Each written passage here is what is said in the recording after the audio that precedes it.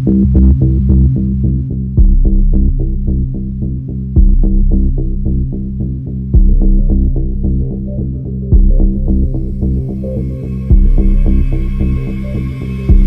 नहीं है मेरी असली लाइफ। ये छोटे से गांव में रहती है गरीब लड़की। ये सब तो दिखावा है, दिखावा, बस सब झूठ। असली में तो मैं एक फिल्म स्टार हूँ, तृप्ति कपूर नाम है मेरा। झूठ मूठ की सही, अपनी दुनिया में तो सुपरस्टार बन ही सकती हूँ ना मैं। सपने देखने में क्या जाता है, और सपने क्यों ना देखूं। सपनों की दुनिया इतनी अच्छी जो होती है, और असली जिंदगी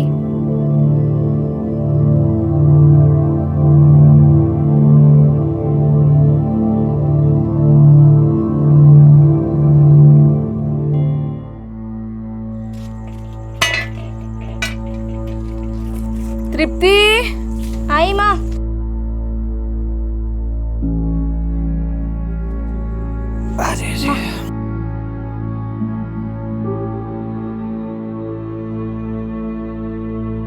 कैसे होगा अम्मा? पिछला साल तो इतने मुश्किल से गुजरा था, इस साल तो फसल और भी गिर गई। राम जाने बेटा। मेरी माँ, मेरे भैया दोनों बेचारे दिन रात मेहनत करते हैं। 2 साल पहले बाबा चल बसे, उस दिन से लेके आज तक माँ को तो जैसे बाबा के लिए आंसू बहाने का मौका तक नहीं मिला। यह है असलियत। पतली दाल का फीका पानी और कुछ बचा कुचा पुराना चावल। इसलिए झूठ ही सही, सपने में जीना चाहती थी मैं। मुझे लगता था सपना तो आखिर सपना ही होता है। फिर अचानक सब बदल गया। वो आ गया ना, मेरा दोस्त।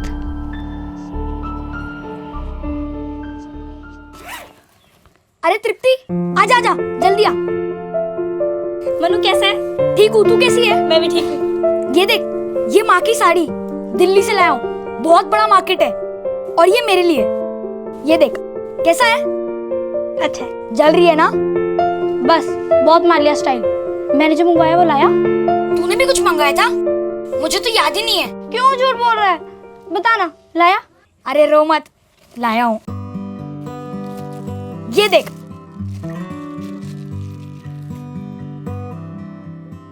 ये तो वही है ना जो करीना ने पहना था? हाँ, बिल्कुल वैसे ही है। अरे ये तो कुछ भी नहीं है, इससे भी बहुत अच्छी अच्छी चीजें मिलती है शहर में। मैं तो वापस जाने वाला हूँ, चल मेरे साथ। चल मेरे साथ। माँ गला दबा देगी मेरा। उन्हें तो मेरा यहाँ आना भी पसंद नहीं है। वो बोलती है तू मेरे दिमाग में गलत सलत बातें भरता है। लेकिन मेरी यही बात है ना, तुझे फिल्म स्टार बनाएगी। कैसी लग रही मैं? एकदम करीना कपूर। कहाँ चल रहा है ये? देख रहे हैं हम, बहुत टाइम पर बात कर रहे हो। चलो, खाना परोसा है। अच्छा, मैं चलती। चलेगी ना इस बार मेरे साथ?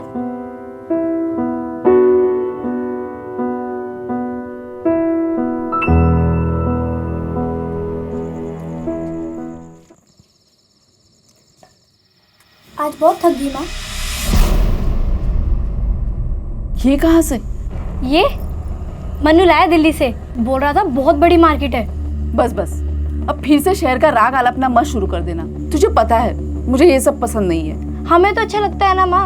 हम क्या सोचते हैं, क्या करना चाहते हैं, किसी को हमारी पड़ी नहीं। बच्ची है तू, कुछ नहीं समझती। बच्ची नहीं हूँ मैं माँ। कहीं भी जा सकती हूँ, काम कर सकती हूँ, पैसे कमा सकती हूँ। जिंदगी बदल जाएगी हमारी माँ। अरे खेल समझ के रखा है क्या?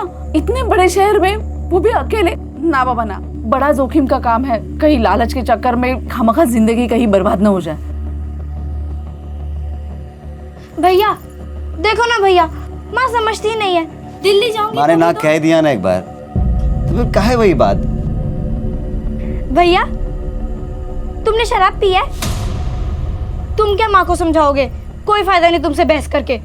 अरे तू कहाँ जा रही है? अरे जाने दो अम्मा, गुस्सा ठंडा हो जाएगा तो वापस आ जाएगी।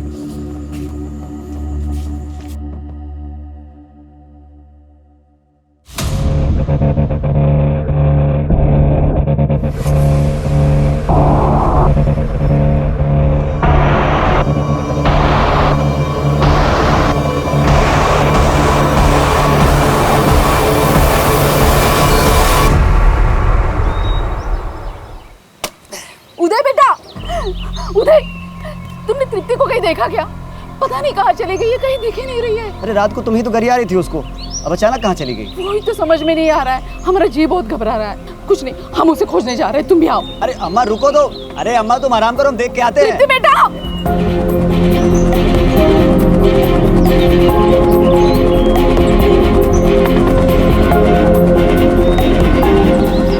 तृप्ति, तृप्ति, तृप्ति, भाभी आपने तृप्ति को कहीं देखा? नहीं। अब अरे का उधर चलो ढूंढते हैं। नहीं मिली बेटा। तृप्ति। कहाँ है? अरे वो देख मन्नू की माँ रही है। ए मंजू रुक, कहाँ है तेरा बेटा? कहाँ छुपा के रखा है बता उसे। अरे ऐसे काहे बात कर रही है? और तमीज से। अरे तमीज जाए भाड़ में। तरह तरह की चीजें सिखा के तृप्ति का दिमाग खराब कर दिया तुम्हारे बेटे ने, और तृप्ति मिल नहीं रही है। एक मिनट, मन्नू को दोष देने का कोनो जरूरत नहीं है, समझे? और तृप्ति कोनो देवी नहीं है, बार बार आकर मन्नू का टाइम बर्बाद करती थी वो। अरे मैं जानती हूँ सब कुछ, तुम्हारा मनु ही मेरी तृप्ति को कहीं ले गया है। कहाँ है तेरा नालायक बेटा? बाहर निकाल उसे। कह रहा है मन्नू को गाली मत दो, खुद के बेटी के तो लक्षण गए गुजरे और आ गई हमारे बेटे के ऊपर। लक्षण मेरे बेटी के निकाल रही है। हाँ तो फिर किसके बेटे का निकालूं? मुझे तू शरीफ है तो हम क्या बेईमान है क्या? मेरा बाल लेके जाओ, बेटी ने वैसे भी कहीं उदय सुन मेरी बात, हमें अभी के अभी जाकर पुलिस में रपट लिखवानी होगी, क्योंकि ये मामला ऐसे सुलझने वाला है नहीं। पुलिस स्टेशन जाएंगे, अभी और बेइज्जती करानी है। तृप्ति ने जो किया वो काफी नहीं था, सारे समाज में नाक कटवा के रख दी। तुझे कितनी बार समझाऊं, बच्चे हैं वो, दुनियादारी की समझ नहीं है उसमें। मुझे एक बात बता, तू आ रहा है कि नहीं? बता, मैं जा रही हूँ अकेले। अरे अम्मा, अरे वो उसी लड़के के साथ भाग गई होगी। आजकल के बच्चा लोगों का तो पता ही है, अब इसमें पुलिस क्या कर सकती है, आप ही बताइए। 14 साल की बच्ची है वो साहब, उसे क्या पता। आप उसे ढूंढ लाइए बस, हम यहाँ से तब तक नहीं हिलेंगे जब तक आप उसे ढूंढ नहीं लाए। ठीक है करते हैं। बताइए नाम पता सब डिटेल्स। पहले नाम बताइए, नाम क्या है? तृप्ति कुमार, उम्र 14 साल, अपनी ही दुनिया में रहती है, फिल्म स्टार बनना चाहती है। वो पड़ोस वाला मनु उसे अजीबोगरीब बातें बताता था, दिल्ली शहर के बारे में, बड़े शहर के बारे में, वहाँ के ऐशो आराम वाली जिंदगी। असली में तो मैं एक फिल्म स्टार हूँ। सोचा था शहर आके लाइफ आसान हो जाएगी, हमारी भी और हमारे साथ माँ भैया की भी, लेकिन शहर में तो कोई पूछता तक नहीं। गांव में गरीबी तो थी, लेकिन अकेलापन नहीं था। यहाँ तो मैं गरीब भी हूँ और अकेली भी।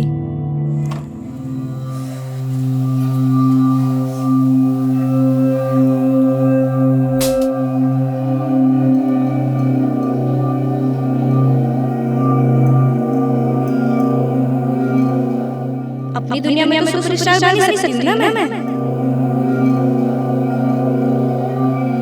ए लड़की, क्या कर रही है ये? तेरी हिम्मत कैसे हुई इसे हाथ लगाने की? कुछ नहीं बीबी जी, वो मैं बस सब ठीक से रख रही थी। आज लड़कियों ना छोड़ूंगी नहीं मैं। नहीं अंजू, नहीं क्या, छोड़ो इसे। जाने दो यार, छोटी मेरी बच्ची है बेटी का वो। ड्रेस कैसे हाथ लगाया इसने? She just a kid, leave her. छोड़ो अंजू, जाओ चलो तुम। बड़े शहर तो पहुंच गई मैं, सपने भी साथ ले आई। सोचा काम करूंगी, पैसे कमाऊंगी, अपने लिए, अपनी माँ के लिए और भैया के लिए। लेकिन ये नहीं सोचा था कि थोड़े से पैसों के लिए क्या क्या करना पड़ेगा।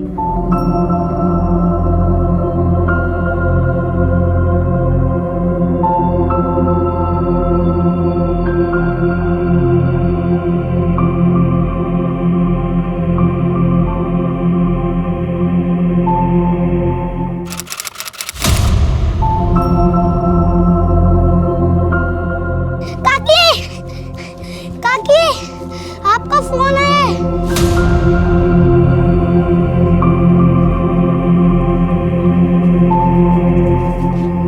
हेलो हेलो,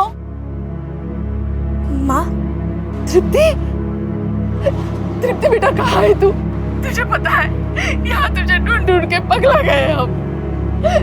कहाँ चली गई बिना बताए हमका? माँ तू चिंता मत कर, सब ठीक है यहाँ। वो थोड़े से पैसे कमा रहे थे ना, सो यहाँ। और ये सब तू हमका अब बता रही है? पहले काहे नहीं फोन करके बताया हमको? पहले पगार नहीं मिली थी ना माँ, कैसे फ़ोन करती। कल मिलेगी माँ, तुझे भेजूंगी और तेरे लिए साड़ी भी भेजूंगी। तू कब आ रही है घर पे? जल्दी आ जाना बेटा। अभी टाइम लगेगा माँ, बहुत सारा काम करना है यहाँ पर, बहुत सारे पैसे कमाने हैं, लेकिन आऊँगी मैं माँ। तेरी बहुत याद आती है माँ।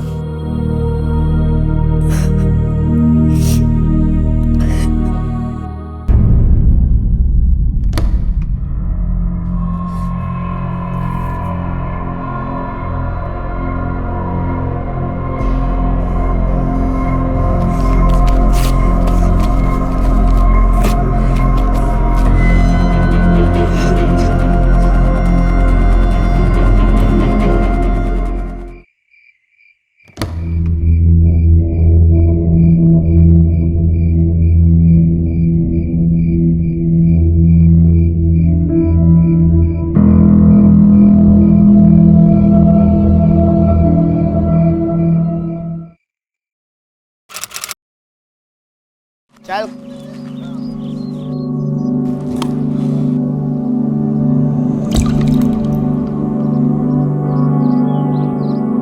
इधर रुक, मैं देख के आता हूँ।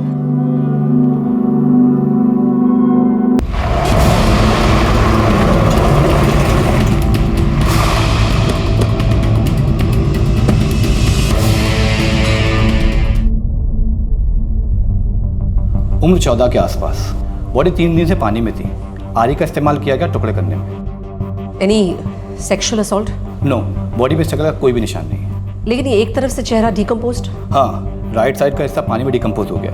हाँ, बायां हिस्सा लगभग ठीक है। बाकी ये डिटेल। मैम बिना चेहरे के तो आइडेंटिफाई करना बहुत मुश्किल हो जाएगा। और आइडेंटिफाई करना ज़रूरी है जल्द से जल्द, वरना मर्डरर को ढूंढना और भी मुश्किल होता जाएगा। एक काम करो। मैम जैसे आपने कहा था, चेहरे के एक हिस्से का स्केच बनाकर दूसरी तरफ मिररिंग की गई। ये फाइनल स्केच। ओके, जहाँ बॉडी मिली थी ना, इस स्केच को वहाँ सर्कुलेट करो। हो सकता है किसी ने इस विक्टिम को देखा। और हमारे पुलिस स्टेशन में भी चेक करो, कहीं किसी ने मिसिंग कंप्लेंट तो नहीं फाइल की? मैम ऑलरेडी चेक कर लिया, यहाँ पर इसकी कोई कंप्लेंट नहीं है। ओके, फिर सारे आसपास के पुलिस स्टेशन में सर्कुलेट कराओ इस तस्वीर को। हो सकता है किसी न किसी ने तो मिसिंग कंप्लेंट फाइल की होगी ना, कोई तो ढूंढ ही रहा होगा इस बच्ची को। जी मैम। अरे एक बार जाके मन नहीं भरा तुम्हारा? अब पिछली बार पुलिस के पास जाके क्या मिला? अब फिर वही। वो वहाँ दिल्ली में मजे कर रही है तो यहाँ की पुलिस काहे मदद करेगी? अरे कम से कम नंबर या एड्रेस कुछ तो लाई होती तो मैं जाके उसे देख लेता। एक तो फसल कटाई का टाइम, ऊपर से फिजूल का टेंशन। क्या कहा? फिजूल का टेंशन? अरे बेटी है वो हमारी और बहन लगती है वो तुम्हारी, और तुम्हें ये फिजूल का टेंशन लगता है? अरे क्योंकि भाग गई है वो। उसने एक बार भी अपनी माँ या भाई के लिए सोचा? पूरे गांव में बेइज्जती करा दी। और तुम भी भूल जाओ उसे। मैडम को जब टाइम मिलेगा खुद कॉल कर लेगी।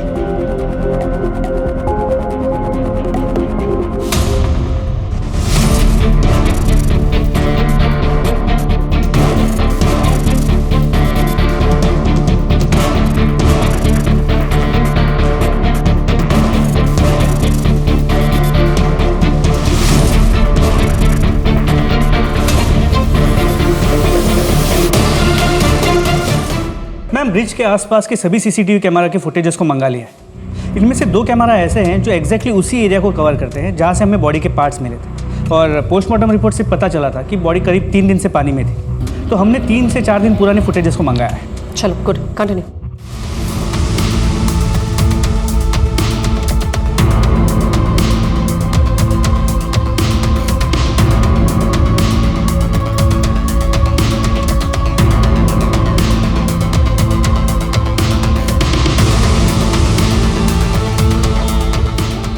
Ma'am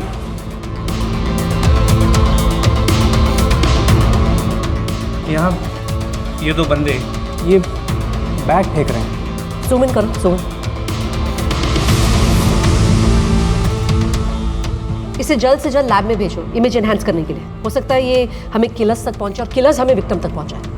ji ma'am. Get it done. अब हमें एक का चेहरा तो क्लियर नजर आ रहा है, लेकिन दूसरे की सिर्फ पीठ नजर आ रही है। लेकिन एक और कैमरा था ना, उसमें से तो क्लियर ही नजर आया होगा। नहीं मैम, उस कैमरा की फुटेज की क्वालिटी बहुत खराब है। हमने कोशिश की लेकिन कुछ क्लियर नजर नहीं आया। फिलहाल तो हमें इस कार की मूवमेंट्स को ट्रेस करना होगा। ब्रिज पे आने से पहले ये कार कहाँ से चली थी, इस कार के सारे मूवमेंट्स को ट्रेस करो। पूरे रूट पे जितने सीसीटीवी कैमरास हैं उनको चेक करो। हो सकता है हमें पता चल जाए कि ये गाड़ी चली कहाँ से थी। जी मैम। माँ तुम क्यों चिंता करती हो? मैं अपना ख्याल खुद रखूंगी माँ, और तुम्हारा भी। अरे ये तो 1000 कैमरों की रिकॉर्डिंग है, कैसे चेक करेंगे यार? क्यों? कोई और ज्यादा जरूरी काम है तुम्हारे पास एक बच्ची के किलर को ढूंढने के अलावा? Get to work all of you. हमें एक एक सेकंड की फुटेज चेक करनी है, कोई भी सेकंड छूटे ना पाए। हमें गाड़ी की पूरी मूवमेंट ट्रेस करनी है ताकि हमें पता चल सके कि गाड़ी कहां से निकली थी। और सेकेंडली मोस्ट इंपॉर्टेंट व्यास, हमें ये देखना है कि किसी भी फुटेज में उस गाड़ी में बैठा वो दूसरा लड़का दिख जाए जो पहले फुटेज में हमें नहीं दिखा था। जी मैम। चेक।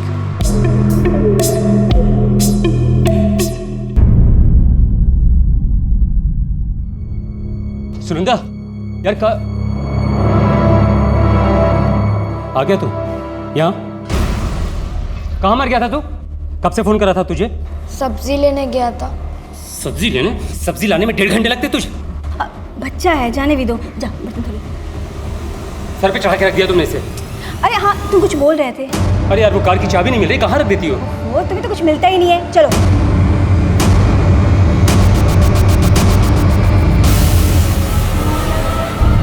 मैम ये वो गाड़ी है और ये इस गाड़ी का रूट है जिससे वो यहाँ ब्रिज तक पहुँची थी, और ये सभी उस रूट के सीसीटीवी कैमरा से जिनमें वो गाड़ी कैप्चर हुई थी।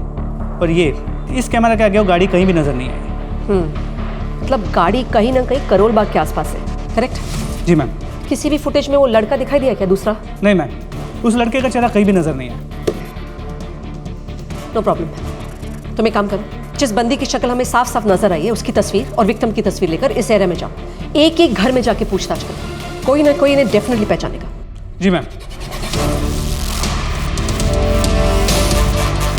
ठीक है। नमस्ते सर। इसे देखा है? ये तो रमेश है साहब। पक्का? हाँ पक्का रमेश है साहब, आता था दुकान पे। अच्छा, इसे देखा है? हाँ ये इसी के साथ तो थी, आते थे दुकान पे दोनों, पर काफी टाइम हो गया साहब। कितना वक्त हुआ होगा? यही कोई 8-10 महीने पहले। ये कहाँ रहता है बताया? ये गली के आखिर में। ठीक है, थैंक यू।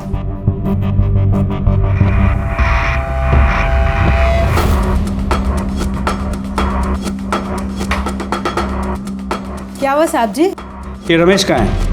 वो तो कई दिनों से बाहर है। ये रमेश काम क्या करता है? वो जो बिल्डिंगें वगैरह बनती है ना, कुछ इसी टाइप का काम करता है वो। कंस्ट्रक्शन? हाँ हाँ वही। इसे देखा है? हाँ हाँ कुछ दिन ये यहीं थी, लेकिन अभी काफ़ी टाइम हो गया इसे देखे हुए। रमेश अकेले रहता है? हाँ जी। तो इसके यहाँ पे कभी इसके कोई दोस्त वगैरह आते जाते हैं? लोगों का आना जाना तो लगा ही रहता है यहाँ पर। ये रमेश अभी काम कहाँ करता है? कोई एड्रेस है आपके पास? रमेश कहाँ कुछ दिनों से आया सर जी, वो तो गांव गया है। कौन सा गांव है उसका? वहाँ का एड्रेस है? जी सर।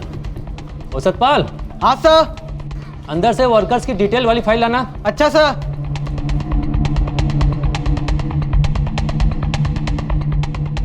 ये रहा सर जी एड्रेस। अच्छा, यहाँ और कोई है जिसके साथ वो आता जाता हो या जिसके साथ काम करता हो, उसका कोई दोस्त? ऐसा तो कोई नहीं है सर, अकेले ही आता जाता है। ठीक है। हेलो, हाँ व्यास बोलो। ये रमेश पिछले कुछ दिनों से ना काम पे आया है और ना अपने घर गया है, शायद अपने गांव गया है, हसपुर यूपी। ठीक है, हम ना उसके कॉल रिकॉर्ड्स निकलवाते हैं। हो सकता है उस विक्टिम के टच में हो या उस लड़के के टच में हो जिसके सीसीटीवी फुटेज में हमें शक्ल नजर नहीं आ रही है। जी मैम। और सुनो, तुम तुरंत यूपी के लिए निकलो, उस गांव में जाओ, रमेश का उस लड़की का पता लगवाओ। हो सकता है हमारी विक्टिम भी उसी गांव की हो। जी मैम। देखा, आ गए ना पैसे। मैंने कहा था ना तुमसे, मौज मस्ती नहीं कर रही है, मेहनत कर रही है मेरी बेटी।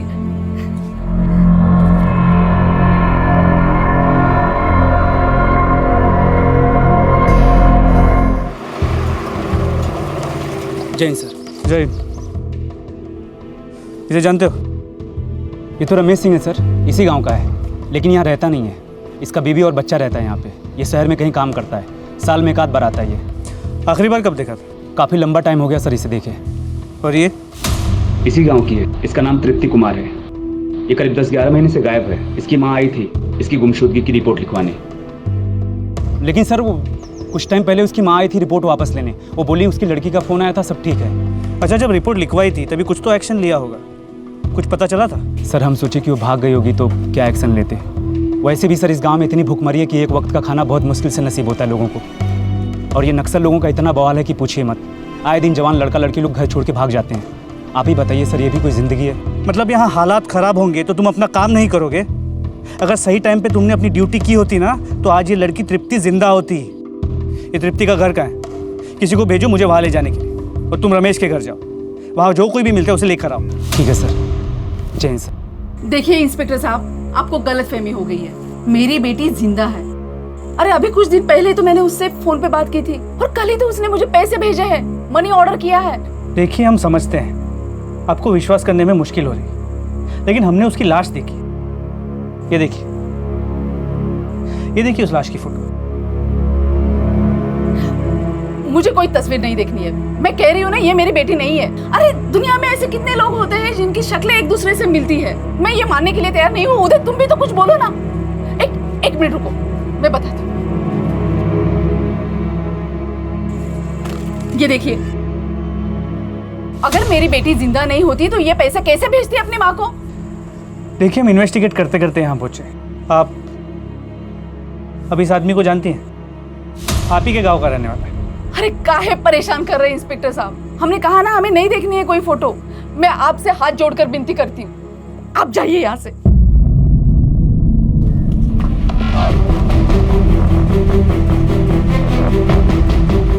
सर, रमेश तो है नहीं, ये उसकी पत्नी है। साहब, ये तो हफ्ते भर से बाहर गए हुए हैं, कोई बात नहीं हुई। देखो, एक बात समझ लो, तुम्हारा पति तो पहले से मुसीबत में। अगर उसे बचाने के लिए तुम झूठ बोल रही हो ना, तुम भी अंदर हो जाओगे। सच ही कह रहे साहब, हम नहीं जानते कुछ। साहब, ठीक है, अभी के लिए जाओ, लेकिन अगर उसके बारे में कुछ भी पता चलता है सबसे पहले पुलिस को बताओ। एक बात बतानी थी साहब आपको। साहब, वो लड़का है मनु शुक्ला, वो तृप्ति के ना कुछ ज्यादा करीब आने की कोशिश करता था। अम्मा तो मानेगी नहीं, तो साहब तृप्ति और वो, हमको लगता है दोनों साथ में भागे। अब तृप्ति बेचारी साहब सपने देखने में लगी रहती थी। असली में तो मैं एक फिल्म स्टार हूँ, और वो उसे बहलाने फुसलाने में। हमको लगता है ना साहब, क्या कि जो कुछ भी तृप्ति के साथ हुआ है ना, उसी ने किया है। क्या नाम बताया उस लड़के का? बात समझ में नहीं आती तुम्हारी? हाँ, काहे पीछे पड़े हो हमारे मनु के? साहब, मेरा मनु बहुत ही सुलझा हुआ लड़का है। उसके पिताजी के बाद सारी जिम्मेदारी उसने अकेले ने संभाली है। दिन रात शहर में काम करता है, औरों की तरह भगोड़ा नहीं है साहब। भगोड़ा किसे बोल रही हो? हाँ, तृप्ति अपनी जिंदगी चुपचाप जी रही थी, खुश थे हम, लेकिन तुम्हारे बेटे ने उसका दिमाग खराब करके रखा, वरना आज वो जिंदा होती। गलत बात मत बताना साहब को। साहब, इनकी तृप्ति मेरे बेटे के हाथ धो के पीछे पड़ी थी, रोज घर आती थी, रोज। पहुंची हुई चीज थी साहब। हमारी तृप्ति पर उंगली उठा रही हैं आप? हाँ। हमारी बहन पे? तुम्हारा बेटा ना उसके पीछे पड़ा था।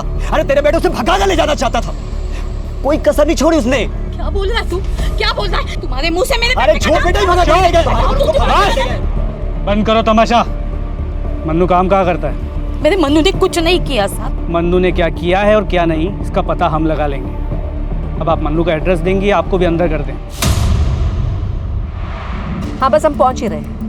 मुझे लगता है ये मनु जो है, ये केस का मिसिंग लिंक है। जो लड़का हमें सीसीटीवी फुटेज पे नहीं दिखाई दे रहा है, शायद ये यही लड़का है, और वो हमें रमेश तक पहुंचा सके। मैम, लगता है कि रमेश को पता चल गया है कि हमें तृप्ति के बॉडी के पार्ट्स मिल गए हैं, और हम केस को इन्वेस्टिगेट कर रहे हैं। इसीलिए तो ना उसका दिल्ली में कोई पता है और ना यहाँ गाँव में कोई ठिकाना। एक बार ये मनु हाथ लग जाए ना, तो शायद इस रमेश का पता चल ही जाएगा। जी मैम, लेकिन यहाँ गाँव में तृप्ति का भाई उदय, उसे तृप्ति के मरने का गम कम और उसके भाग जाने का गुस्सा ज़्यादा है। ये ऑनर किलिंग का केस भी हो सकता है। हो सकता है।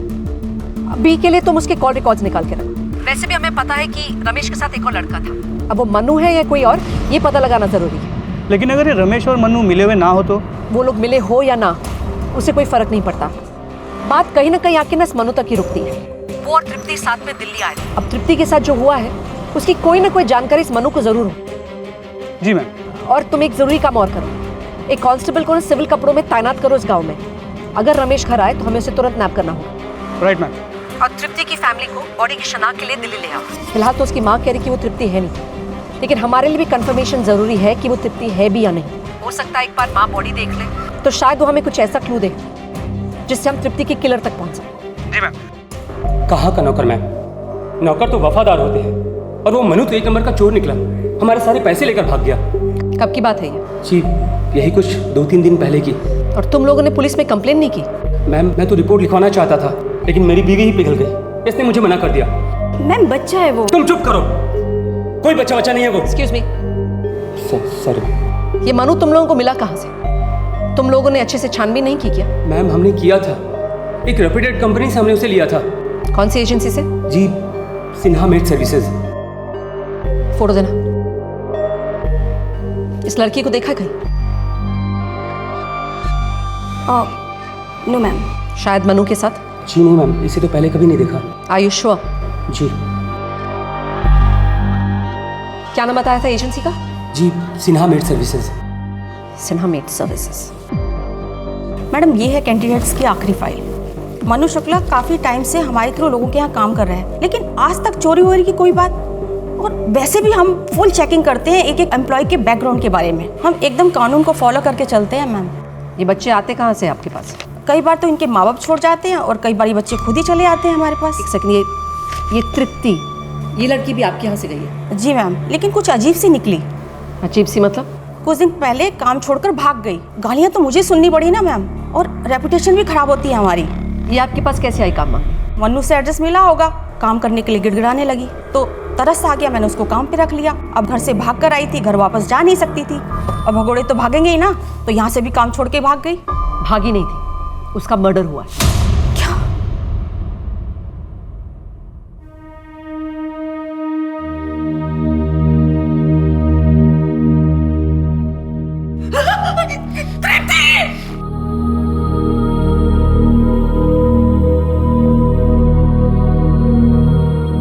मैं तो खुद सुपरस्टार हूँ।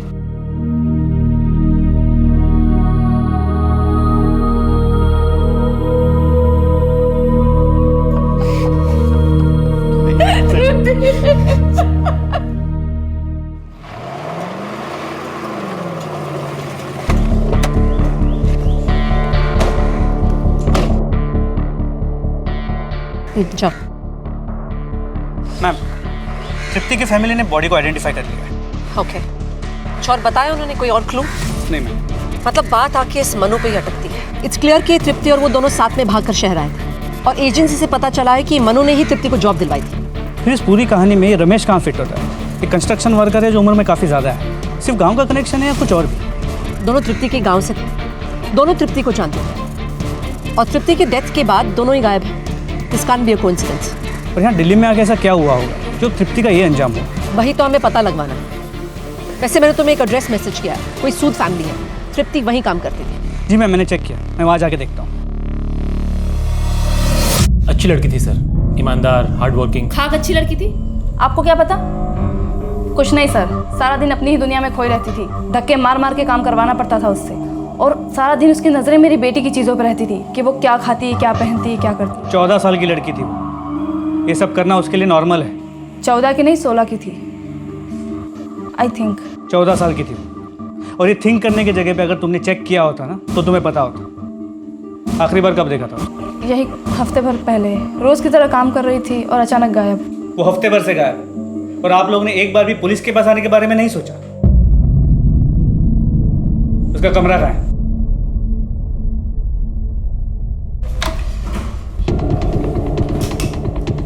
ये सर हमारा स्टोर रूम, यहीं वो सोती थी, और इस बैग में उसका सारा सामान है। वी डोंट नो उसमें क्या है, बट हमने उसे बांध कर रख दिया है। कभी ना कभी तो अपना सामान लेने आएगी ना, तब खबर लूँगी उसके अच्छे से। How dare she. वाह मिसेस सूद, इतना सब कुछ सोच लिया, लेकिन एक बार भी ये नहीं सोचा कि एक 14 साल की लड़की अपना सामान क्यों छोड़ के जाएगी। ये भी तो हो सकता है कि वो भागने के लिए निकली ही ना, लेकिन उसके साथ कुछ ऐसा हो गया जिसकी वजह से वो लौट नहीं पाई। खैर,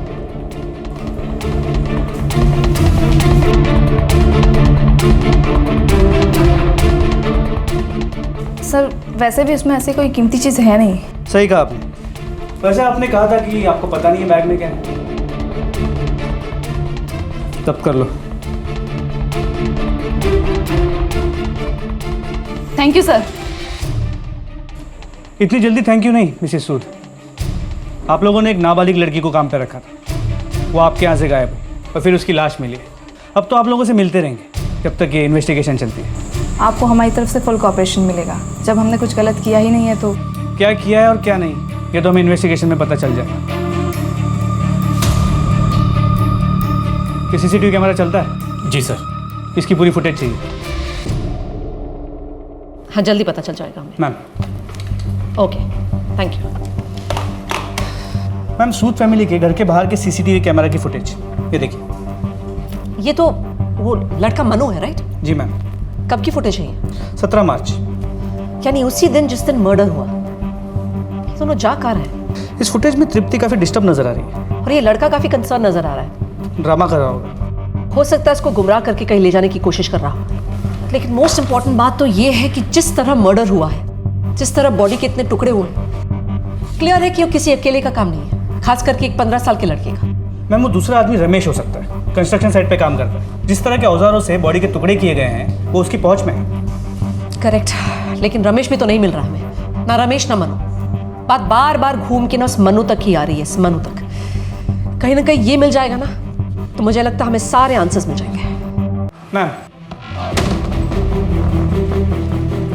तृप्ति के घर जो पैसे मनी ऑर्डर से भेजे गए थे उसे ट्रेस कर लिया गया है और पोस्ट ऑफिस के सीसीटीवी कैमरा को जब चेक किया तो पता चला वो पैसे मनु ने भेजे थे। मनु ने? जी मैम, लेकिन समझ में नहीं आ रहा है क्यों। पछतावा? या ये भी हो सकता है कि वो तृप्ति के घर वालों को गुमराह करने की कोशिश कर रहा हो ताकि उन्हें ऐसा लगे कि तृप्ति जिंदा है। क्या ये बात तृप्ति के घर वालों को पता होगी? उसके माँ और भाई बाहर है ना? जी मैम। बुलाओ उन्हें। मैम। मनु ने? नहीं मैडम, तृप्ति ने ही पैसे भेजे होंगे, उसने कहा था हमसे। देखिए, पैसे मनु ने भेजे थे, हमारे पास सबूत है। लेकिन सर, मनु हमें पैसे क्यों भेजेगा? वही तो हम समझने की कोशिश कर रहे हैं और जैसी समझ आ जाएगा आपको जरूर बताएंगे। अब आप लोग जा सकते हैं। मैडम, तृप्ति को हम कब ले जा सकते हैं? हम पूरी कोशिश करें कि जल्द से जल्द आप लोगों को हम तृप्ति सौंप सकें।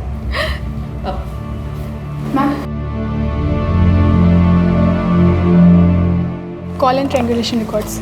आप लोग जा सकते हैं।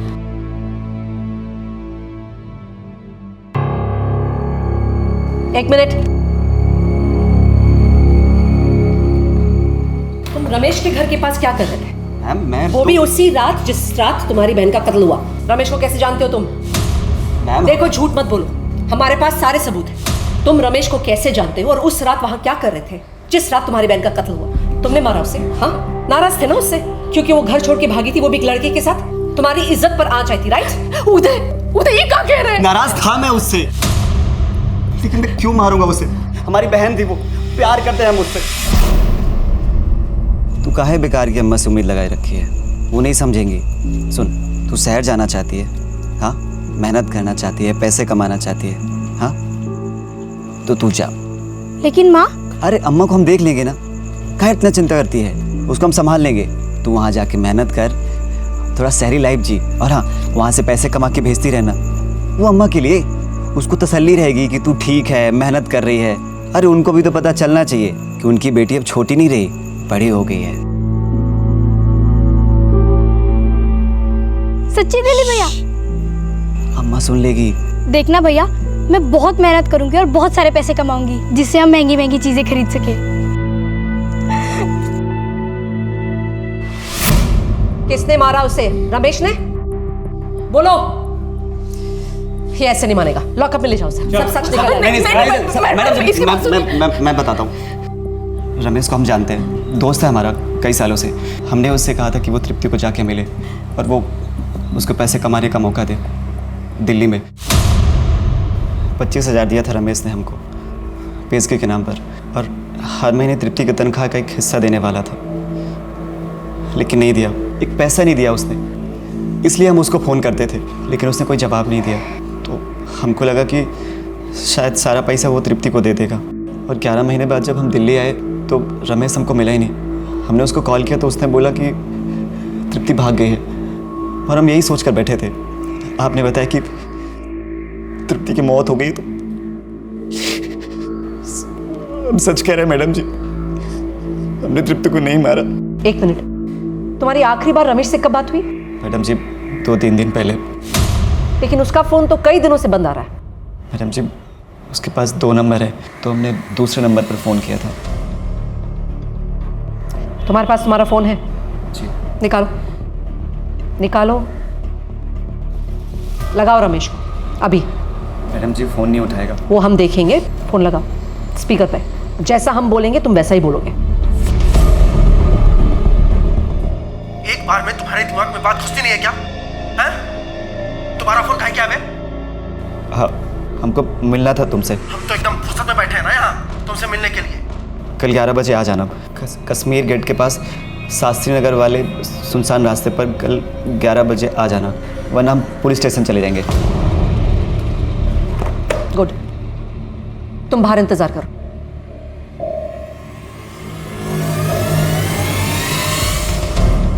आपको लगता है रमेश आएगा?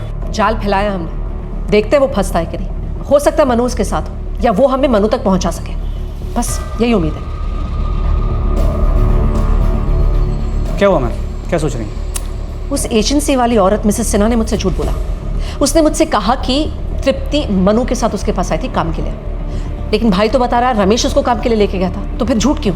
मतलब इस एजेंसी और रमेश के बीच कोई ना कोई नेक्सस जरूर है। मुझे भी ऐसे ही लग रहा है। होपफुली जब रमेश पकड़ा जाएगा तो सारा सच सामने आ जाएगा। मोस्ट इंपॉर्टेंटली ये समझना है कि तृप्ति ने ऐसा क्या किया जो उसे इतनी बेरहमी से मारा गया। लव स्टोरी का इशू है या कुछ और?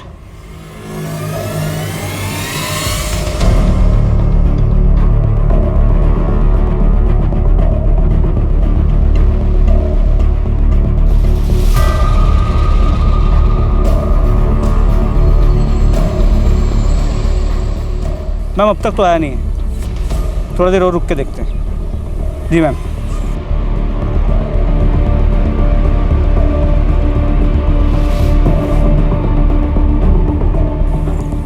जी मैम, नहीं अब तक नहीं आया।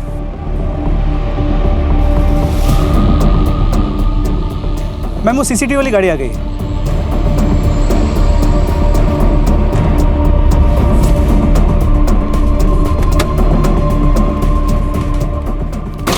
मैम रमेश ही है, I get back to you.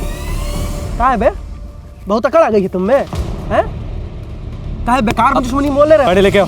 जानते नहीं हो किससे पंगा ले रहे हो? हैं? बोल दिया ना तुम्हारी बहन भाग गई, समझ में नहीं आता तुमको? अरे पुलिस को बीच में क्या? अबे साला धोखा। रमेश भाग मत, शूट करूंगा लोग। सब तेरा खेल खत्म है। मैंने कुछ किया नहीं है साहब। चलो ना, तुम उधर से आओ। देख लूंगा उधर। साहब, मैडम जी हमको फंसाया जा रहा है। हमारा कोई लेना देना नहीं उस लड़की से। ये किसी और का फोटो है। हम तो बस लोगों को काम दिलाते हैं, उसके बाद वो जाने, उनके मालिक जाने, ज़्यादा से ज़्यादा एजेंसी वाले जाने। मैं तो बस हाँ ये सही है। एक तो शराफत के मारे लोगों की मदद करो, गांव की गरीबी से निकाल कर लड़का लड़की लोगों को काम दिलाओ, और बदले में हम पे इल्जाम। सही है ये मैम। बस अब झूठ और नहीं, हमें अच्छी तरह से पता ये तुम्हारी ही तस्वीर है। अब ये बताओ, तुम मनु और तृप्ति को गांव से उठाकर शहर ले आए, उन दोनों को तुमने ही काम दिलवाया। फिर तृप्ति ने ऐसा क्या कर दिया जो तुमने इतनी बेरहमी से उसको मारा? और क्या सब में मनु भी तुम्हारे साथ शामिल था, या तुमने उसे भी ठिकाने लगा दिया? क्या मैडम जी, कुछ भी, मैंने किसी को नहीं मारा, ऐसा कुछ नहीं हुआ था। ये ऐसे नहीं मानेगा। साहब साहब साहब साहब साहब, अरे पहले तृप्ति को मारा, तो मनु की मदद से उसकी बॉडी को ठिकाने लगा दिया, और फिर मनु को भी मार दिया ताकि किसी को कुछ भी पता ना चले। हाँ, तो मैंने किसी को नहीं मारा, किसी को नहीं मारा मैंने। आप लोग समझते क्यों नहीं? मेरी तो मनु से बात भी नहीं हुई है।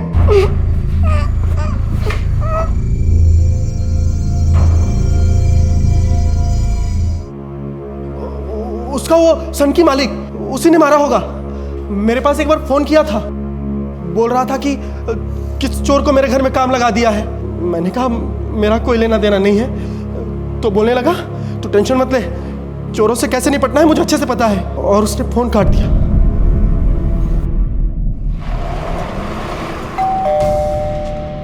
मनु कहाँ है? मनु, हमें क्या पता? और वैसे आप ये सवाल हमसे क्यों पूछ रही हैं? घर का एक एक कोना छान मारो जल्दी। ये क्या कर रही हैं आप? देखिए, लॉ की जानकारी हमको भी है। मेरा सर्च वारंट क्या आपकी? तो जाओ कर लो कंप्लेंट। उसकी फिक्र ना मैं बाद में करूंगी, पहले मनु का ढूंढना मेरे लिए बहुत जरूरी है। देखिए, ये सरासर जबरदस्ती है मैम। शायद आपको पता नहीं, हमारी भी पहुंच ऊपर तक है। हम प्रार्थना करो कि मनु इस घर में ना मिले, वरना तुम्हारे कॉन्टैक्ट्स जेल में तुम्हारे काम नहीं आने वाले। मैम ऊपर कुछ भी नहीं है। क्या हुआ? कुछ नहीं मिला। देख लिया आपने? वहां कुछ नहीं मैम। देखिए मैम, देखिए मैम, सुनिए।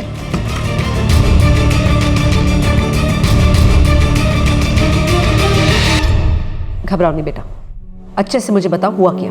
सब मेरी गलती थी मैडम जी, सब मेरे वजह से हुआ है। मैंने ही उसे यहाँ आने को कहा था, रमेश पर भरोसा करने को कहा था। कितने सपने थे उसके, सब खत्म, सब मेरी वजह से हुआ है। नहीं, तुम्हारी वजह से कुछ नहीं हुआ, मुझे साफ साफ सब बता।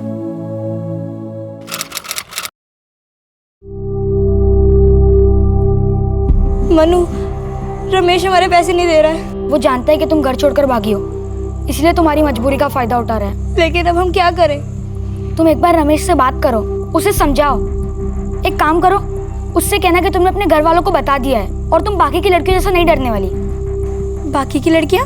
गांव की बहुत सारी लड़कियां घर छोड़कर भागी है, उसी ने फुसलाया होगा, लेकिन वो कुछ कहती नहीं है, चुप रहती है। लेकिन तुम मत डरना, सीधा जाके उससे अपने पैसे मांग लो। हाँ।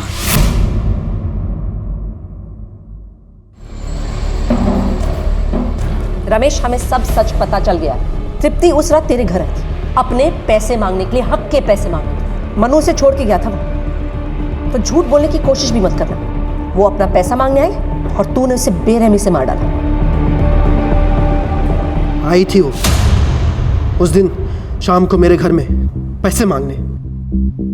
वो 4 फुट की लड़की मुझे धमका रही थी, मुझे, वो भी एक दूसरे लौंडे के सामने। धमकी नहीं दे रही हूँ, तुमने लिए हमारे पैसे। तुमने कहा था 11 महीने में वो पैसे दे दोगे, दो अब। जबान मत लड़ा, एक फूटी कौड़ी नहीं मिलेगी तुझे। चला।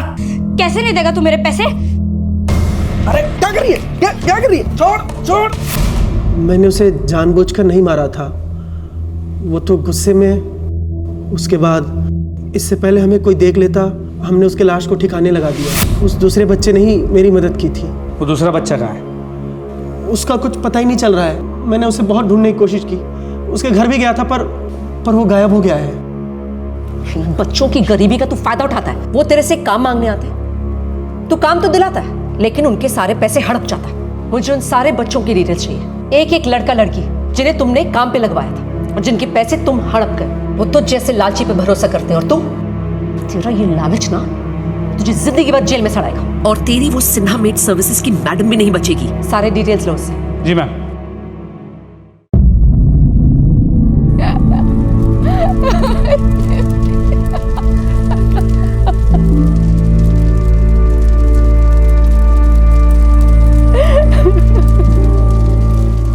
अपने आप को संभालने की कोशिश कर। आपकी बेटी तृप्ति बहुत ही बहादुर थी, होनहार थी। वो अपने सपने पूरा करना चाहती थी, अपने परिवार के सपने भी पूरे करना चाहती थी वो। और अब क्या कहाँ मिला इसे? ये सपने देखने की बहुत बड़ी कीमत चुकाई है मेरे बेटे ने। नहीं, इसे सपने देखने ही नहीं चाहिए थे। देखिए, सपने देखने में कोई बुराई नहीं है। बुरे वो लोग हैं जो इन सपनों का गलत फायदा उठाते हैं। अगर इसके चलते लोग सपने देखना छोड़ दें तो वो सही नहीं होगा। बस हमें सावधानी बरतनी होगी कि हम वो सपने किसके सामने बयां करते हैं, क्योंकि गलत लोग उन सपनों का गलत फायदा उठा सकते हैं। आपकी बेटी ने कोई गलती नहीं की, उसे सपने देखने का पूरा हक था।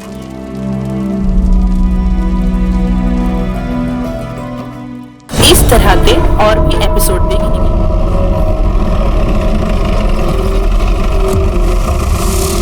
सर इस तरफ।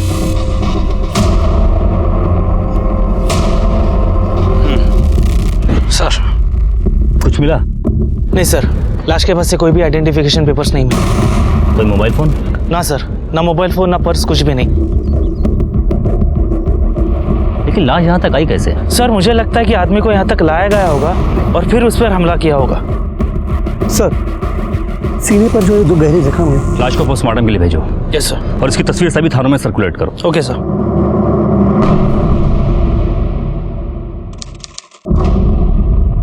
परसों ऑफिस गए थे विकास, शाम को लौटे ही नहीं। कल भी पूरा दिन उनकी कोई खबर नहीं मिली।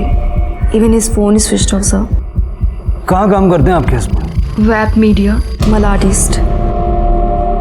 कोई फोटो वगैरह है आपके पास? Yes sir.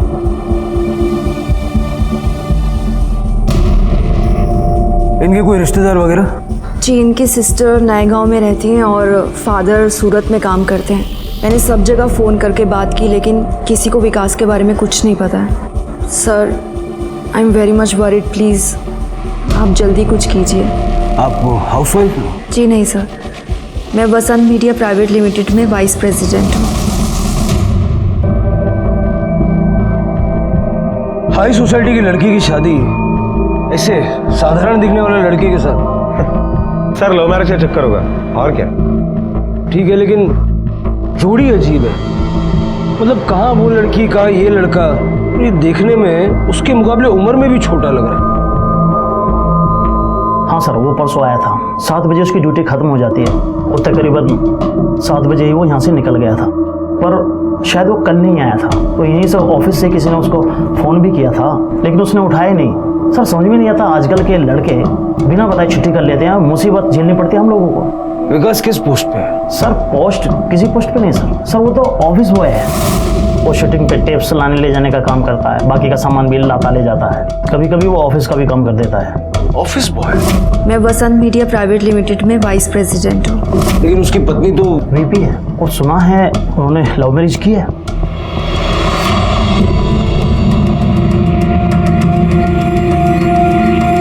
हेलो जी, मैं विकास पवार की वाइफ बोल रही हूँ। विकास वहाँ पे आए थे? नहीं। अरे ते याचं घर कुठे आहे आपला विकासच्या बहिणीचं? हे घर का आगे?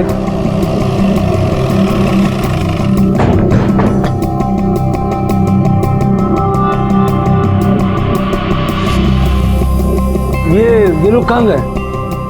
मीतू और उसके हस्बैंड तो बाहर गए, शायद मार्केट गए। मीतू के भाई विकास को जानती है ना? नहीं, मैं तो इतना नहीं जानती। वो मेरे बेटे के दोस्त है ना, वो जानता है।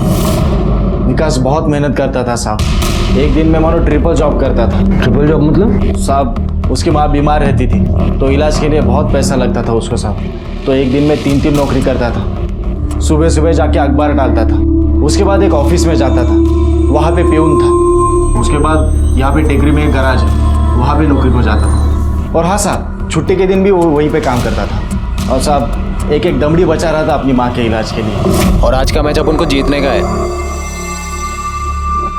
विकास, अरे बोल। चलना खेलने। वो पठानवाड़ी के छोकरों लोग के साथ मैच रखा है अपन का। अरे नहीं रे बाबा, मेरे को ऑफिस में ओवर टाइम पे जाने का है, और वो शाम को रशीद भाई के गैरेज में लेट पहुंचा ना तो भी पैसा काट देगा। मेरे को खा के तुरंत निकलने का है। पर तू ऑफिस से लंच करने घर का आता है? तेरे ऑफिस में कैंटीन नहीं है क्या? कैंटीन है रे बाबा, लेकिन पैसा नहीं है। मम्मी का दिन का मेडिसिन 1000 रुपए का जाता है, मालूम है तेरे को? अरे हाँ, अरे तेरा वो भी है ना। हाँ चल फिर मिलते हैं बाद में। और सुनिए, हाँ, मैच के लिए ऑल द बेस्ट। हाँ, जीत के आना। अरे जीत के ही आएंगे, बहुत मिस करेंगे। चल चल बाय।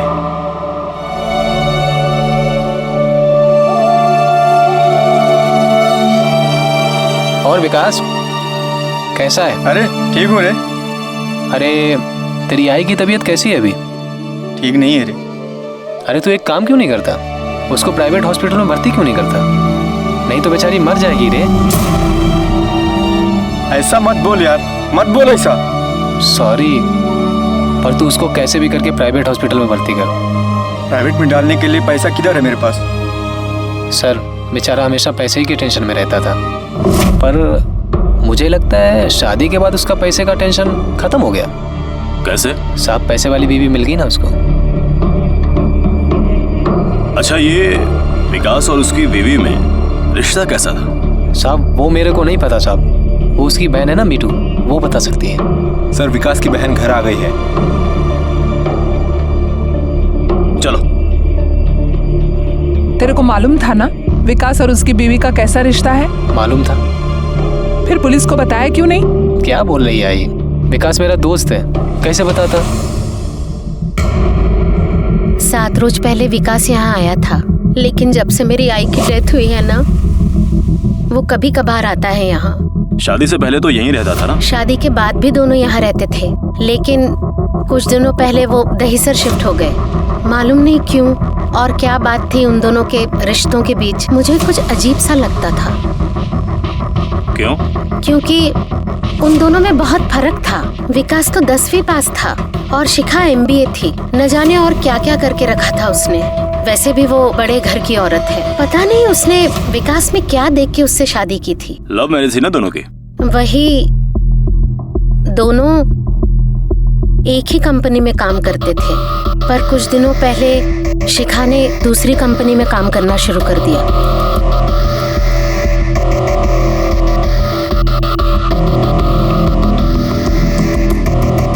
ये आपके पिताजी हैं? जी, सूरत में रहते हैं, बहुत कम आते हैं यहाँ। वैसे उनको कुछ पड़ी नहीं है। मेरी आई अस्पताल में थी, उसको कैंसर था, फिर भी 5-6 महीने में एक बार आते थे। 2 साल तक 2-2 नौकरी करके मेरे भाई ने मेरी माँ का इलाज किया था, फिर भी वो बची नहीं। इसमें विकास की फोटो नहीं है? है ना, वो विकास ही है। ये? हाँ। यादव, फिर ये किसकी फोटो है? ये तो विकास की पुरानी फोटो है। ये किसने दी आपको?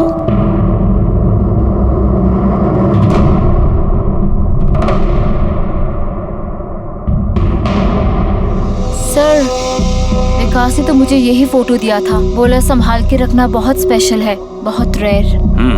मेरे पास इसके अलावा उसकी और कोई फोटो नहीं है। विकास इतना ऑर्डिनरी सा ऑफिस बॉय, एकदम साधारण फैमिली से, और आप कंपनी के वाइस प्रेसिडेंट, फिर कैसे? 1 साल पहले हम दोनों एक ही ऑफिस में काम करते थे। विकास ऑफिस के सारे छोटे बड़े कामों को बहुत अच्छे से निभाता था। उसकी डेडिकेशन देख के मुझे अच्छा फील होता था। तब वो मेरे ऑफिस के और पर्सनल कामों को भी करने लगा। हम दोनों काफ़ी अच्छे दोस्त बन गए थे। धीरे धीरे I was madly in love with him. लेकिन आप दोनों के सोशल स्टेटस में इतना बड़ा अंतर, फिर उसके बावजूद आपने शादी? प्यार में कोई ये सब कहाँ सोचता है।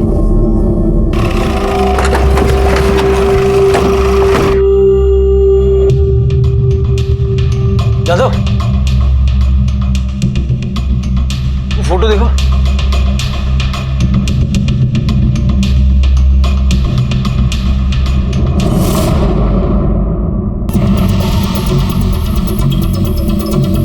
सर, पीएम रिपोर्ट आ गई है। इसके मुताबिक लड़के की मौत रात 12 और सुबह 2 के बीच में हुई है। अच्छा, इसकी तस्वीर सभी थानों में सर्कुलेट की? हाँ सर, कर दिए। और कुछ? कोई फोन, मिसिंग कंप्लेन? नहीं सर, कुछ भी नहीं। अभी भी लाश लावारिस है। Sir, excuse me. Hello, Vasai police station, PSI Bhosle बोलते है।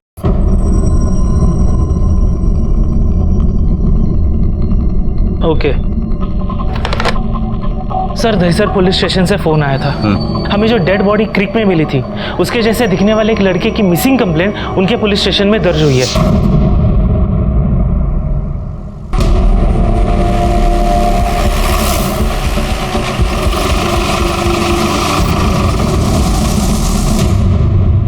कॉमन क्रीक के किनारे ये लाश मिली थी। ये उसकी पोस्टमार्टम है, जो आज सुबह ही आई है। हत्या 15 तारीख को रात के 12 बजे से लेकर के सुबह 4 बजे के दरमियान ही हुई। क्लोज रेंज से 2 गोली मारी गई है। बैलिस्टिक रिपोर्ट तो अभी तक आई नहीं है, लेकिन एक अंदाजा है कि .32 बोर का रिवॉल्वर ही इस्तेमाल हुआ है हत्या में। इस इलाके में जितने भी .32 बोर के वेपन्स होल्डर हैं, हम उनकी जांच कर रहे हैं। हालांकि अभी तक कोई क्लू नहीं मिला है, कोई मैच नहीं हुआ है। ये भी हो सकता है कि रिवॉल्वर चोरी का हो या फिर यहाँ का हो ही ना। ये जो लड़का विकास पवार ये दहिसर का है, तो हो सकता है कि वेपन और किलर दोनों उस तरफ के हो। हम अपने इलाके में भी जांच शुरू करवाते हैं और केस टेक ओवर करने की प्रोसीजर इनिशिएट करते हैं। ठीक है, हमसे जो भी मदद चाहिए होगी तो बताइएगा। जरूर, थैंक यू। यादव, अपने इलाके में जितने भी .32 बोर के लाइसेंस होल्डर्स हैं, उनकी एक लिस्ट बनाओ। Okay sir. सर, हमें विकास पवार की वाइफ शिखा को भी ये इन्फॉर्म करना पड़ेगा कि उसकी मौत हो गई है। हाँ, कॉल करो। ओके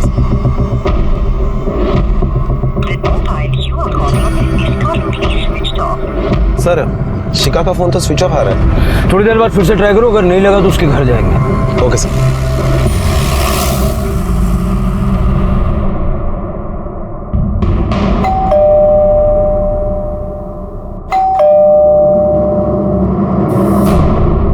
जादव, फोन लगाओ उसको। सर, उसका फोन तो स्विच ऑफ आ रहा है। तुम इधर संभा। Okay sir. साहब, सुबह 7 बजे मैं ड्यूटी पर आया। उसके पहले कोई दूसरा आदमी था और मेरे रहते मैडम नहीं निकली यहाँ से। ये तुम्हारा सीसीटीवी कैमरा? साहब वो कैमरे में लोचा है। तोड़ना पड़ेगा। सर अंदर कपट खुला पड़ा है, तिजोरी भी खुली पड़ी है और शिखा पवार कहीं नहीं है। मतलब या तो शिखा भाग गई या फिर किसी ने उसे किडनैप कर लिया। सर पहले शिखा के पति की हत्या हो जाती है और बाद में ये सब कुछ। ये पूरा मामला ही उल्टा है जादव। एक ऑफिस बॉय की एक वाइस प्रेसिडेंट के साथ शादी और अभी ये सब वारदातें। अपने बीसीआर को अलर्ट करो और विकास पवार की फैमिली को बुला लो, उसकी बॉडी हैंड ओवर कर देंगे। Okay sir. विकास पवार की तलाश कुछ हैरान कर देने वाले रास्तों से गुजर रही थी। तस्वीर की गुत्थी सुलझी तो विकास की गोलियों से छलनी लाश सामने आई। लाश का भेद अभी सुलझा नहीं कि विकास की बीवी रहस्यमय परिस्थितियों में गायब हो गई। ये दुर्घटनाएं आज हुई थी, पर इसके तार कहीं अतीत में छुपे थे जो अब खुलने वाले थे। विकास की जिंदगी नरक थी सर, नरक हो गई थी, नरक हो गई थी।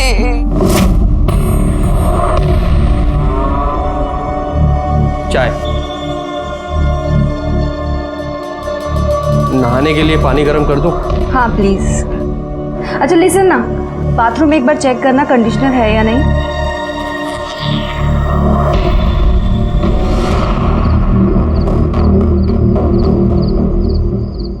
तुम्हारी इस फटफटिया पे अगर मैं और बैठी ना तो मुंह के बल गिरूंगी। मेरी स्किन देखो, इतनी चिपचिप कर रही है, इतना डस्ट और पोल्यूशन सब कुछ चिपक जाता है स्किन पे। बाइक पे तो ऐसा ही होता है ना? बाइक पे अगर ऐसा होता ना तो मैं अपने पापा के यहाँ से अपनी कार लेकर आ जाती, क्योंकि अब इस बाइक पे मैं और नहीं बैठ सकती। नहीं विकास, मुझे यहाँ ठीक नहीं लग रहा है। ठीक नहीं लग रहा? मतलब इट्स सो डैम कंजस्टेड। मतलब चलने तक की जगह नहीं है यहाँ पर यार। यहाँ की लोकेलिटी एकदम फटीचर, so down market, no privacy at all. सुनो, तुम्हारी बहन बिना पूछे बिना नॉक किए सीधा घर के अंदर चली आती है। सुनो, अब इधर और नहीं, यहाँ प्लीज लेट्स मूव आउट। तुम ऐसा करो, किसी अच्छी लोकेलिटी में हमारे लिए ना 2 या 3 BHK ढूंढो। मुझे तो पता भी नहीं चल रहा था कि विकास ने उस लड़की के साथ शादी क्यों करी थी। शायद थोड़ी तड़क फड़क सी थी इसलिए होगा, पता नहीं। और हाँ, पोजीशन और पैसा था उसके पास, शायद इसीलिए जब तक मेरे आई का कैंसर का इलाज चलता रहा तब तक तो कैसे भी विकास अपनी तनख्वाह से खर्चा कर रहा था। जब माँ की तकलीफ बढ़ गई तो उसको प्राइवेट में भर्ती किया। लेकिन प्राइवेट हॉस्पिटल में तो खर्चा ज्यादा होता है और खास करके कैंसर में। हाँ, कुछ महीने का 50-60 हजार तक खर्चा जा रहा था। इतनी तो विकास की तनख्वाह भी नहीं होगी, तब तो उसकी शादी भी नहीं हुई थी। मैंने पूछा था उससे तो उसने कहा कि उसने कहीं से लोन लिया है। सर, इससे अच्छा होता कि अपनी वो पुरानी गर्लफ्रेंड से शादी कर लेता तो। पुरानी गर्लफ्रेंड? हाँ सर, उसकी एक मंगनी हो चुकी थी और शिखा के लिए विकास ने मंगनी तोड़ दी थी। कौन है ये लड़की, कहाँ रहती है? सुमन, बंसीपाड़ा मालाड में रहती है वो। और सर, जब मंगनी टूट गई थी तो सुमन का बाप हमारे घर पे आके बहुत हंगामा किया था। ये सुधाकर गायकवाड़ का हिसाब लेना पड़ेगा। कहीं ये मामला बदलेगा तो नहीं? बेटी की सगाई टूटी और बाप ने मंगेतर की हत्या कर दी। सर, यहाँ तक कि वो उनके घर पे भी पहुँच गया था लड़ने के लिए। शिखा पवार का बैकग्राउंड चेक करो, कहाँ जाती थी, किससे मिलती थी, किसी क्लब की मेंबर थी क्या। और विकास पवार का बैंक अकाउंट चेक करो और खास करके पिछले 6 महीने का ट्रांजैक्शन। उसके ऑफिस से पता करो कोई लोन वोन लिया है क्या उसने। Okay sir. विकास, जो एक सीधा साधा आम नौजवान था, अपनी माँ और परिवार के प्रति अपने फर्ज को पूरी ईमानदारी से अदा कर रहा था। अचानक ऐसा क्या हुआ कि उसने अपनी जिंदगी में कुछ चौंकाने वाले फैसले लिए। उसने अपनी पुरानी प्रेमिका को छोड़कर शिखा के साथ प्रेम विवाह किया। क्या विकास स्वार्थी बन गया था? सुमन गायकवाड़ तो घर कुठे?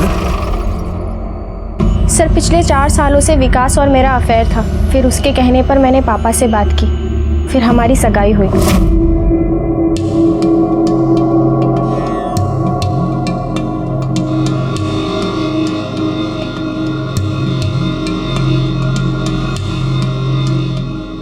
सर, सगाई से सबसे ज़्यादा खुश विकास था, लेकिन 1 हफ्ते बाद एक दिन अचानक।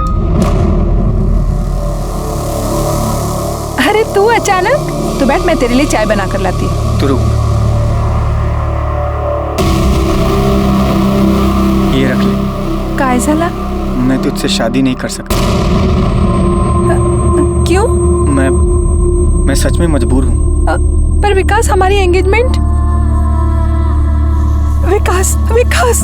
अरे अंकल, क्या बोला तू? अंकल क्या बोला तू? मेरी बेटी से सगाई तोड़ेगा तू? मेरी बेटी से सगाई तोड़ेगा तू? Uncle please. अरे तू क्या समझता है? क्या सुनूं तेरी बात? अंकल मेरी बात सुनिए। मेरी बेटी की जिंदगी खराब करेगा तू? काजल तू बाजू हट। काजल तू बाजू हट।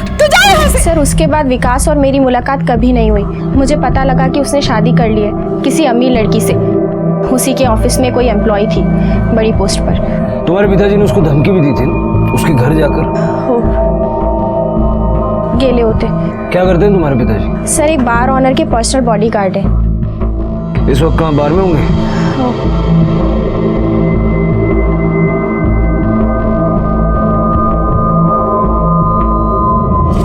सर, .32 बोर वेपन जिनके पास है उनके नाम की लिस्ट। दर्दी, बुला लो इन सभी लोगों को और इनके बुलेट के रिकॉर्ड्स निकालो। मगर सर, शहर में 122 लोगों के पास लाइसेंस है, तो थोड़ा टाइम तो लगेगा ना।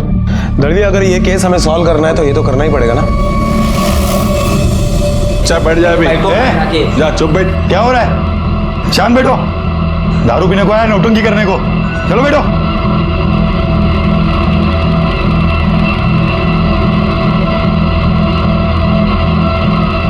सुधाकर गायकवाड़ तुम्हारा नाम? हाँ साहब। वेपन है तुम्हारे पास? है ना साहब। देखो।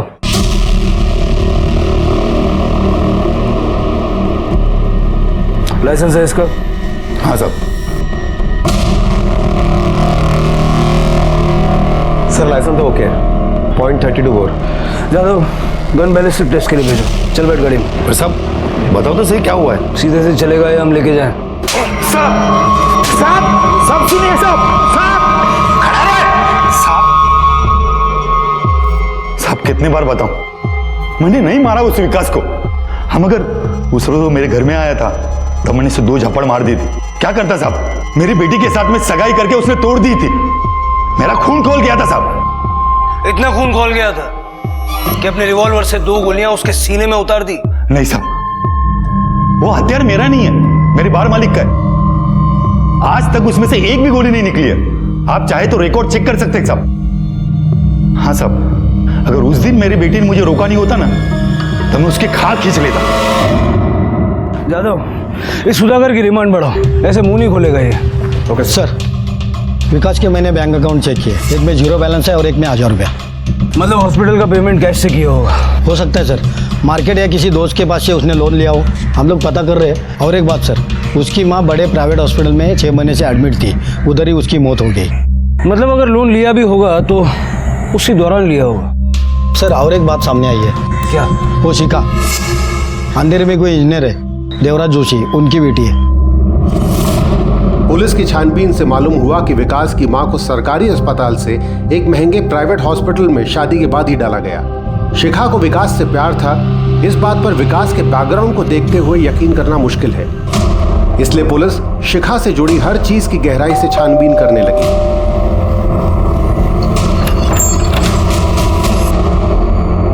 मिस्टर देवराज जोशी, एक्चुअली मैं शिखा के बारे में कुछ। हमारी बेटी मिल गई क्या? अभी तो नहीं।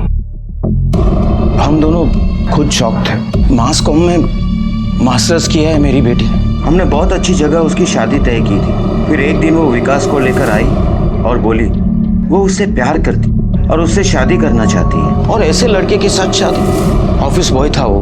हमने अपनी बेटी को बहुत छूट दे रखी थी, कभी किसी चीज के लिए उसे मना नहीं किया था। मैंने उसे बोला भी कि तू अपने टाइप के लड़के से साथ शादी कर ले, और वो जिद पर अड़ गई। बोली विकास के अलावा वो और किसी से शादी नहीं करेगी। शादी भी दोनों ने मंदिर में कर ली, हमारे बगैर। सर, शिखा के बारे में कोई पता, कोई क्लू मिला आप लोगों को? हम ढूंढ रहे हैं उसे। अगर आपको कोई इन्फॉर्मेशन मिलती है तो सबसे पहले आप हमें खबर कीजिए। जी सर।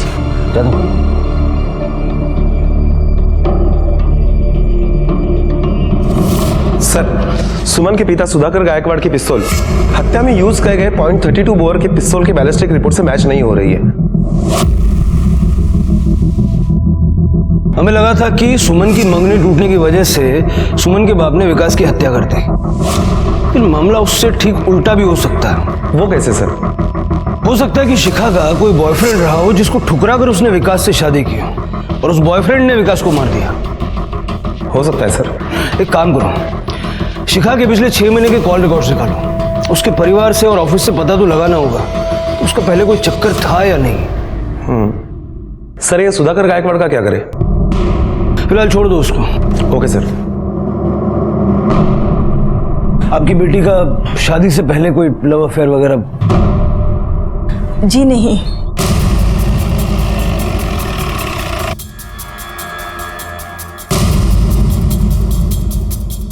करीब 6 महीने पहले इस कंपनी में ज्वाइन किया है शिखा ने।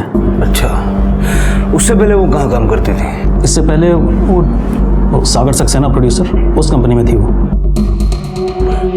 ऑफिस में किसी से कोई अफेयर वगैरह? As far as Shikha is concerned, I don't think so. Excuse me sir. ठीक है, ओके। सर, शिखा का मोबाइल एक्टिव हुआ है। अभी अभी उसके मोबाइल से मुंबई के किसी नंबर पर फोन किया गया है। सर, शिखा का फोन जो पुणे में अभी अभी 20 मिनट पहले एक्टिवेट हुआ था, उस नंबर से मुंबई के इस नंबर पर फोन किया गया है। पुणे पुलिस को इन्फॉर्म किया? हाँ सर। अब मुंबई का नंबर कौन सा है? सर ये नंबर सागर सक्सेना का है। सागर सक्सेना? इस नाम का जिक्र तो वसंत मीडिया ने भी किया था। हाँ सर, ये वही सागर सक्सेना है जिसके लिए विकास और शिखा दोनों एक ही कंपनी में काम किया करते थे। लेकिन अभी कुछ ही महीने पहले शिखा ने वो नौकरी छोड़ दी। सर ये शिखा के पिछले 7 महीने के कॉल रिकॉर्ड्स हैं। इन रिकॉर्ड से साफ पता चलता है कि नौकरी छोड़ने के बावजूद भी शिखा आए दिनों सागर से बातें किया करती थी। विकास और शिखा दोनों सागर के लिए काम करते थे, फिर दोनों ने शादी कर ली और उसके कुछ महीनों बाद शिखा ने कंपनी बदल ली। अब शिखा फरार है और जहां कहीं भी है वहां से इस सागर सक्सेना को कांटेक्ट करने की कोशिश कर रही है। इस पूरे खेल में इस सागर सक्सेना भी एक बड़ा खिलाड़ी मालूम होता है। चलो इसको मिलते हैं।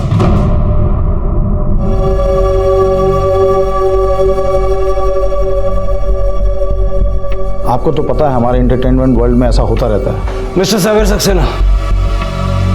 सिन्हा साहब मैं आपसे बात करता हूँ बाद में। यस सर, फोन आया था शिखा का। पहले मेरी कंपनी में काम करती थी वो। क्या बात हुई आपकी उससे? वो आपको तो पता ही होगा, शिखा के हस्बैंड की डेथ हो गई। किसी से कर्जा वगैरह लिया होगा। शिखा ने बताया कुछ लोगों ने उसके घर पे हमला किया, उसे किडनैप करने की कोशिश की। किसी तरह जान बचा के पूना भागी वो।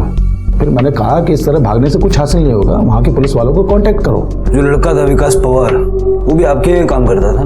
जी मेरे यहाँ काम करता था। अब सर शिखा मेरी दूर की भतीजी लगती है।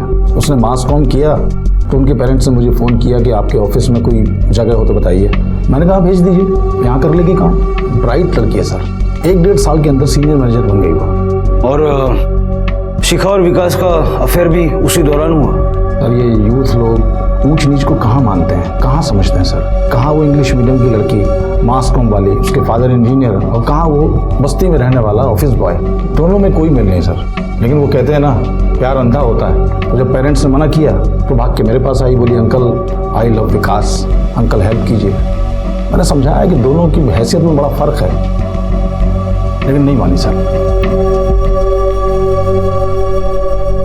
जादव, इसका बैकग्राउंड चेक करो और ये विकास की माँ जिस हॉस्पिटल में एडमिट थी पता करो वहाँ के बिल विकास कैसे भरता था। Okay sir.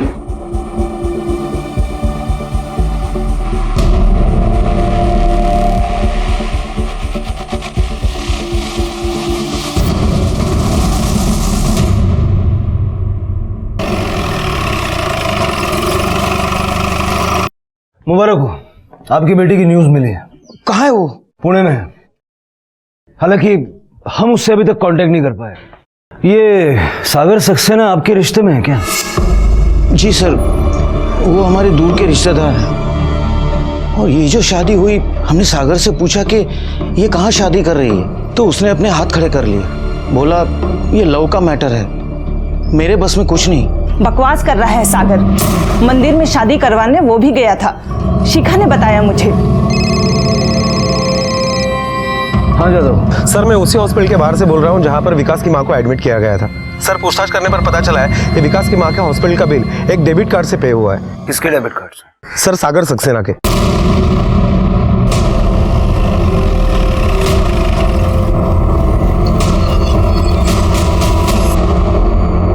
और सर वो प्यार करने लगी थी उससे। मेरे पास आई, बोली अंकल हेल्प कर दीजिए। तो ये सब आप बता चुके हैं। मंदिर में आपने उन दोनों की शादी भी करवाई? हाँ करवाई। अब घर वाले कन्यादान नहीं कर रहे थे तो किसी न किसी को तो करना ही था। मैंने उनके घर वालों को समझाया कि बच्चों की जिद के आगे झुकना पड़ता है, पर नहीं, उन्होंने कहा कि लड़की से हमारा कोई लेना देना नहीं है। तो क्या करता, मैं गया मंदिर, किया कन्यादान, करना पड़ता था, सामाजिक जिम्मेदारी। लेकिन ये सब आपने पहले नहीं बताया था। सर शिखा ने प्रॉमिस लिया था मुझसे कि ये बात किसी को ना बताऊं, तो क्या करता मैं। विकास की माँ के हॉस्पिटल के बिल्स आपके डेबिट कार्ड से चुकाए गए थे, ये ना बताने का भी प्रॉमिस लिया था? नहीं सर, मैं नेकी करके ढिंडोरा पीटने वालों में से नहीं हूँ। नेकी कर दरिया में डाल। विकास की माँ का इलाज सरकारी हॉस्पिटल में हो रहा था तो तनख्वाह से सारा खर्च चल रहा था। उसके बाद तबीयत ज़्यादा बिगड़ी तो प्राइवेट हॉस्पिटल ले गए तो खर्चा बढ़ गया। फिर ऑफिस में किसी ने बताया कि वो लोन ट्राई कर रहा है, तो मैंने कहा मैं पैसे दे देता हूँ। अब रिलेशन है तो सर हेल्प तो करना बनता ही है। बस अगर आप बुरा ना माने तो मैं आपकी पत्नी से एक दो सवाल पूछना चाहूंगा। हाँ बिल्कुल। सुधा, सुधी, अरे इधर आओ। साहब तुमसे कुछ पूछना चाहते हैं, कुछ क्वेश्चन करना चाहते हैं। पूछिए साहब। अकेले में? हाँ ठीक है, पूछिए। शिखा को जानती हैं आप? जी। और उसके पति विकास को? हाँ। जोड़ी सही थी? मतलब सक्सेना साहब ने जो शादी करवा के दी, ये जोड़ी सही थी? क्या सही था साहब? एक नंबर का कमीना है वो सागर। अपने ही भतीजे के साथ इश्क लड़ा रहा था। वो रोज आती थी घर पे ऑफिस के काम से। घर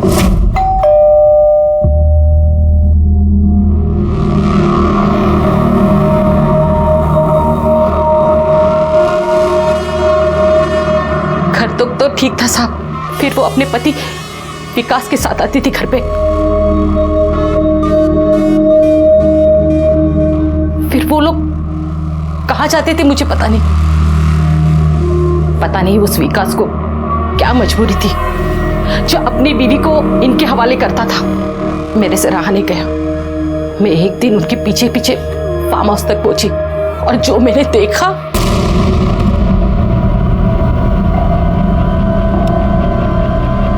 तू इधर का कोई? तुम्हारी रंगरलिया देखने।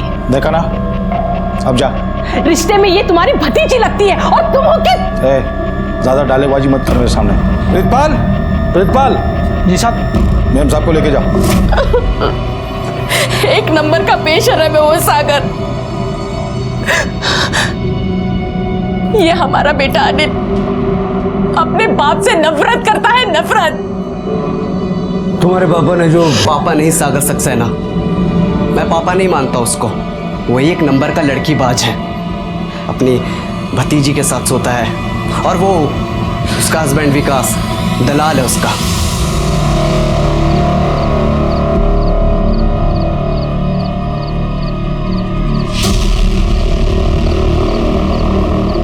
शर्म नहीं आती तेरे को अपने बीवी को ऐसे?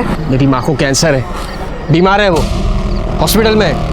इलाज के लिए पैसे नहीं है मेरे पास। हर दूसरे दिन आती थी वो घर पे। मैं बीवी सिर्फ नाम के लिए हूँ उसकी। मेरी इस घर में इज्जत एक काम वाली बाई से ज्यादा नहीं है।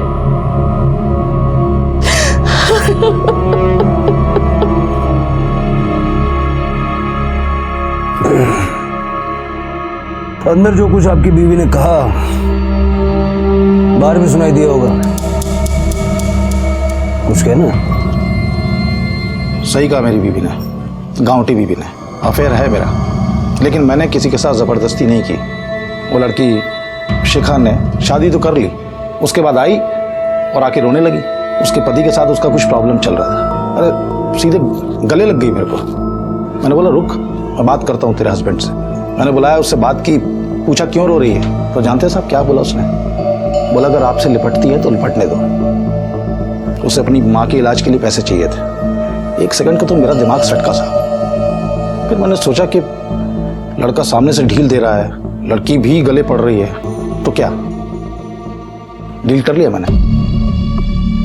और जब विकास की माँ मर गई, उसे पैसों की वैसी जरूरत नहीं रही, लड़का डील से मुकरने लगा, तो आपने उसे रास्ते से हटा दिया? नहीं सर, ऐसा आप सोच रहे हैं, दरअसल ऐसा कुछ नहीं था।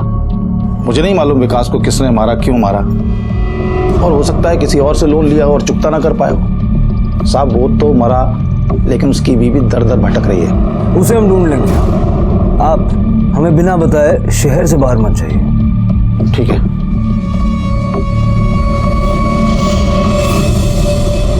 तुम प्रीतपाल सिंह हो क्या? जी साहब। सक्सेना साहब के बॉडीगार्ड?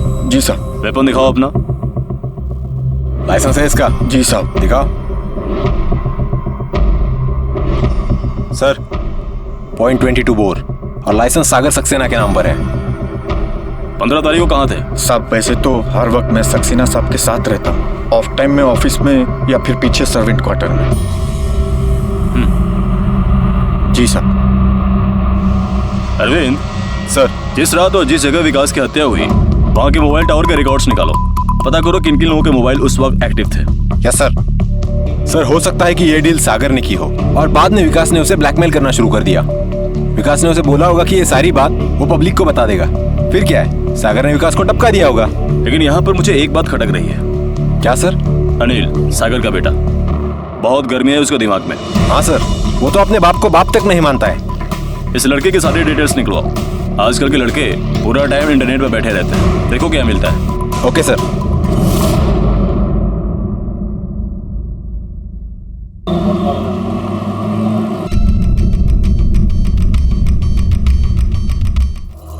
कहाँ जा रहा है? बैठ। मुझे कॉलेज जाना है, मेरे कॉलेज का वक्त हो रहा है। कॉलेज भी भेज देंगे, बैठ। चाय कॉफी पीते हैं। कॉफी संगा। बाप से बहुत नफरत करता है और माँ से बहुत प्यार। तो इसलिए तूने विकास को मार डाला ताकि सारा झमेला ही खत्म हो जाए। मैंने कुछ नहीं किया। ये क्या है?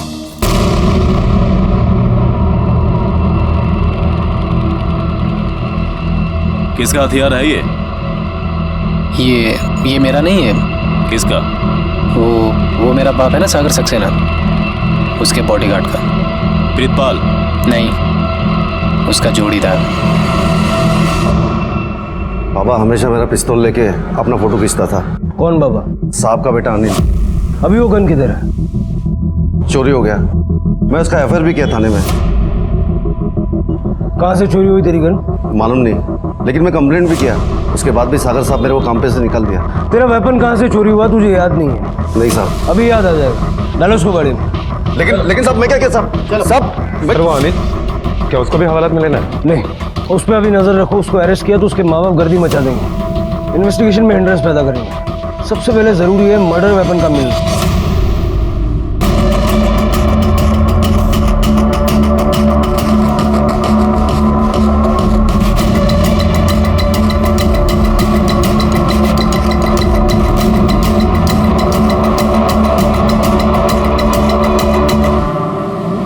सर ये माधवराव बैंक में सिक्योरिटी का काम करते हैं।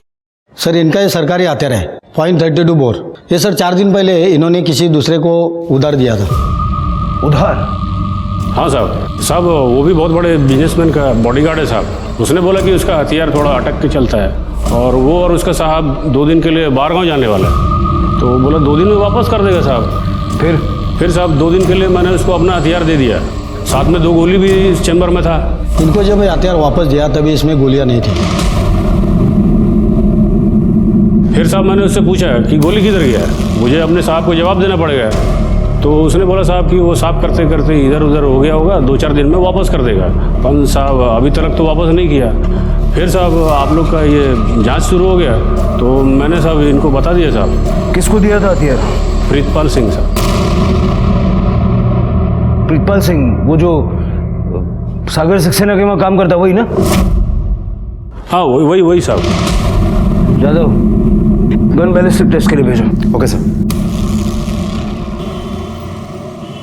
सर वो हथियार मैच कर गया है, खून उसी से हुआ है।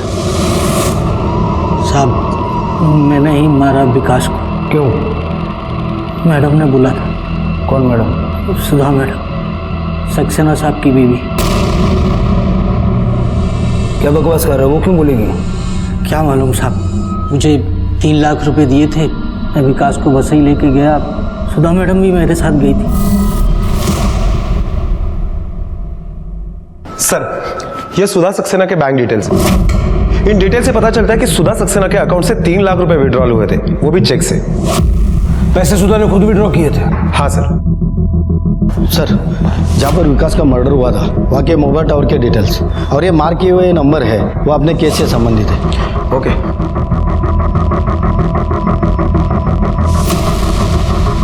ये नंबर प्रीतपाल का है और ये नंबर शिखा का है।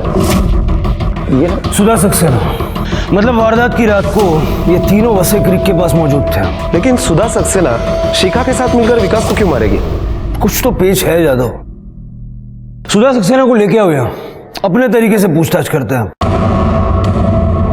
बैंक के खाते के बारे में मुझे कुछ नहीं पता, वो सब सागर ही देखता है। वो क्या है ना, मैं ज़्यादा पढ़ी लिखी नहीं हूँ, 6 जमाती पढ़े हैं हम, वो भी गांव के स्कूल में। हाँ, लेकिन बैंक से 3 लाख रुपए तो निकाले ना आपने? वो सब मुझे नहीं पता। सागर ने मुझे जिस पे साइन करने के लिए बोला मैंने किया। ये चप्पल आपके, कोई दूसरे भी चप्पल है आपके पास? और भी चप्पल है पर ज्यादातर मैं यही पहनती हूँ। पर आप क्यों पूछ रहे हैं साहब? मैडम के चप्पल लेके लैब टेस्टिंग के लिए भेजो। ओके सर, चलिए। और घर से सागर के मंगा के वो भी भेजो। Okay sir. सर, शिखा फिर से एक्टिव हुई है। दिल्ली के एक दुकान में उसने अपने क्रेडिट कार्ड से एक ट्रांजैक्शन किया है। दिल्ली पहुंच गई? दिल्ली पुलिस को अलर्ट किया है? हाँ सर। शिखा क्राइम सीन पे मौजूद थी। मुझे लगता है कि शिखा इस मर्डर में शामिल हो सकती है। उधर शिखा पुलिस के साथ आंख मिचौली खेल रही थी, इधर मुंबई में पुलिस की एक टीम सागर के बंगले पर उसके जूते बटोर रही थी। जूतों में जाने पुलिस को क्या सुराग मिलने को था कि एक नहीं, सागर के सभी जूते उठाकर फॉरेंसिक लेबोरेटरी भेज दिए गए। लैब रिपोर्ट के हिसाब से सागर और प्रीतपाल दोनों के जूतों पे वो क्रीक वाली मिट्टी पाई गई। मतलब दोनों के वहां मौजूद होने की संभावना है। सर, सुधा का मोबाइल लोकेशन उस वक्त वहीं का दिखाई दे रहा है, लेकिन उसके चप्पलों में ऐसी मिट्टी नहीं है। उसकी वजह है जादव, उसका मोबाइल कोई और वहां लेकर गया था और वो कोई और नहीं, खुद सागर सक्सेना था। इस सागर सक्सेना से बात करनी होगी। चल बैठ। देखिए, गलत कर रहे हैं आप। ये जबरदस्ती महंगी पड़ेगी आपको। अपने वकील से बात करूंगा मैं। चल, ज्यादा छाड़ा मत बनो। मर्डर का चार्ज लगने वाला है तेरे पे। वसई क्रीक पे तू भी था ना? था, बिल्कुल था। देखिए साहब, वसई में मेरा फार्म हाउस है। वीकेंड पे जाता हूँ वहाँ, मॉर्निंग वॉक लेता हूँ तो जूते पे मिट्टी लग सकती है। हाँ, लेकिन तेरे जूते पे जो मिट्टी लगी है वो वसई के उसी एरिया की है जहाँ वो वारदात हुई। तो उससे ये तो साबित नहीं होता कि हत्या वाले रोज मैं क्रीक पे था। होगा होगा, सब साबित होगा। ये पुलिस तेरी बीवी नहीं है जो तेरी हर बात मान ले। जादव, सलूट। देख प्रीतपाल, एक बार फाइनली समझाता हूँ, ये तू अपने बॉस के लिए कुर्बानी दे रहा है ना, बेकार है। फांसी का फंदा मिलेगा तुझे, बीवी बच्चे तेरे सड़क पे भीख मांगेंगे और तेरा बॉस अपनी अय्याशियां वैसी की वैसी चालू रखेगा। और तुझे क्या मिलेगा? ठेंगा? सरकारी गवाह बन जा, सब कुछ ठीक ठाक सच सच बता दे। तूने क्या देखा, क्या सुना, क्या किया, किसके कहने पे किया। मेरा क्या फायदा? सजा मेरी रियायत मिलेगी, सजा माफ भी हो सकती है। क्यों जादव? हाँ बिल्कुल। देख साहब, जो कुछ पूछ रहे ना सब कुछ सच सच बता दे। मैं हमेशा सक्सेना साहब के साथ ही रहता था। शादी से पहले ही उनका अपनी भतीजी के साथ संबंध था। एक दूसरे से प्यार करते थे दोनों। फिर जब शिखा के माँ बाप ने उसकी शादी कहीं और तय कर दी तो सक्सेना साहब और शिखा मैडम ने एक प्लान बनाया। उन्होंने विकास को उसकी माँ के इलाज के लिए पैसे के बदले एक झूठी शादी करने के लिए कहा और अपनी माँ की खातिर विकास मान गया। जब जब बोलूंगा इसको मेरे पास लेके आएगा। बाकी तेरी मदर के इलाज के लिए जो पैसा होगा भरता रहूंगा, समझा? विकास हर दूसरे दिन शिखा मैडम को कभी ऑफिस तो कभी फार्म हाउस पर छोड़ के जाता और उसकी हालत ठीक नहीं थी साहब, चिढ़ा हुआ था। शिखा मैडम से प्यार करने लगा था। उन्हें अपनी पत्नी मानने लगा था और एक दिन उसकी माँ गुजर गई। फिर अचानक उसके तेवर बदल गए साहब। ये सब बंद करो आप। क्या बंद करूं? इसके आगे मेरी वाइफ को लेके आपके पास नहीं आऊंगा मैं। शिखा वाइफ है तेरी, सिर्फ नाम की। Deal over. मुझे पैसे नहीं चाहिए क्योंकि मेरी माँ मर चुकी है। मैंने शिखा से तेरी शादी अपने वास्ते करवाई थी। अभी तेरी माँ मरती है कि जीती है उससे मेरे को क्या ले लेना। चल निकल इधर से, तेरा भेजा घुमा ना। प्रिंसिपल सागर साहब बहुत गुस्से में थे। उन्होंने फिर शिखा मैडम को फोन करके ऑफिस बुलाया। शिखा फौरन मेरे ऑफिस आओ। और विकास को रास्ते से हटाने का प्लान बनाया। आपने तो आज सुना है, मैं तो कई दिनों से झेल रही हूँ। मतलब ये कि इस पे पति होने का भूत सवार हो गया है। कल रात मेरे रूम में घुस आया था, बोलने लगा कि तुम मेरी वाइफ हो, फलाना ठिकाना। कुछ ऐसे हो रहा है आजकल। अच्छा, सागर साहब के कहने पर शिखा मैडम अगले रोज विकास को लेकर फार्म हाउस आ गई। अरे आओ आओ आओ, इतनी देर कर दी।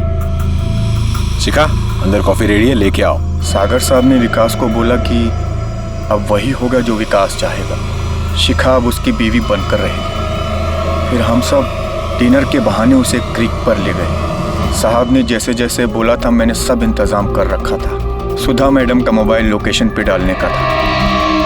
ये मोबाइल घर से लाया, मैडम को पता भी नहीं चला। और जिस वेपन से काम तमाम करना था सब मैंने रेडी कर लिया था। हम लोग सागर साहब की एसयूवी में वासई की तरफ निकल गए। जब हम लोग खाड़ी की तरफ बढ़े तो विकास को शक हुआ। फिर क्रीक पहुंचे तो विकास चीखने लगा। आजा आजा। अरे आजा। कहाँ लेके आए हो मुझे? मैंने सब देखा। कोर्ट में ये सब बताएगा? बोलूंगा साहब। माफी तो मिल जाएगी ना साहब? मिल जाएगी।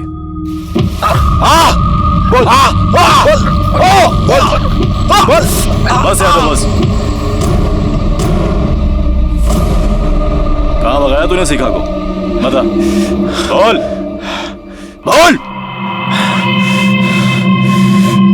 आप कितना भी मार लीजिए साहब, पर ये जबान नहीं खुलेगी।